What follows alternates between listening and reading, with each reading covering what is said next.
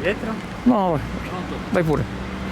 Sì, siamo qui questa mattina col Circolo di Rifondazione Comunista che abbiamo organizzato questo presidio davanti alla stazione di Chioggia per sensibilizzare anche la pubblica opinione, oltre che chi ha le responsabilità politiche di ruoli di rappresentanza, che questa linea Chioggia-Rovigo non stiamo chiedendo la luna, ma stiamo chiedendo l'essenziale, ovvero quelle che sono delle vetture nuove promesse ancora anni fa, vetture nuove e la fine delle autosostituzioni.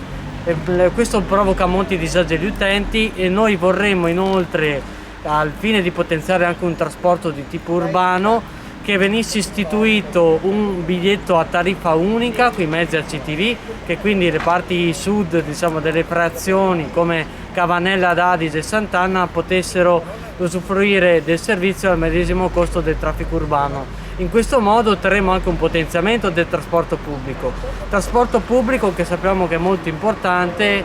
Allora questa questione di trasporti è molto importante, sappiamo del valore che hanno in questo periodo, anche che aumenterà tutto il problema dei contagi Covid. Un trasporto pubblico sicuro e un trasporto pubblico diffuso è utile per tutte le cittadine e cittadini. Quindi quello che facciamo oggi, la sensibilizzazione, l'inizio di questa campagna, è al fine che questo servizio sia veramente un servizio degno del 2020, non fermo agli anni che furono.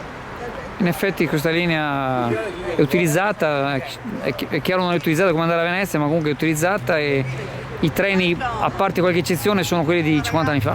Esatto, i treni sono appunto vecchi, le carrozze sono vetuste e a volte sono sporche, perché i vetri sono perennemente sporchi, a volte puzzano, e sappiamo che questa linea è utilizzata molto da studenti che per esempio vanno ad Adria, o lavoratori che partono e vengono e che raggiungono Chioggia. Questo è importantissimo.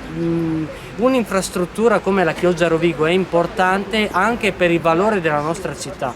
Una città ben collegata, una città che venisse per esempio sostituito un trasporto ferroviario con uno automobilistico sarebbe una grande perdita per la nostra città, date anche i problemi che sappiamo che avevamo con la congestione della strada statale Romea.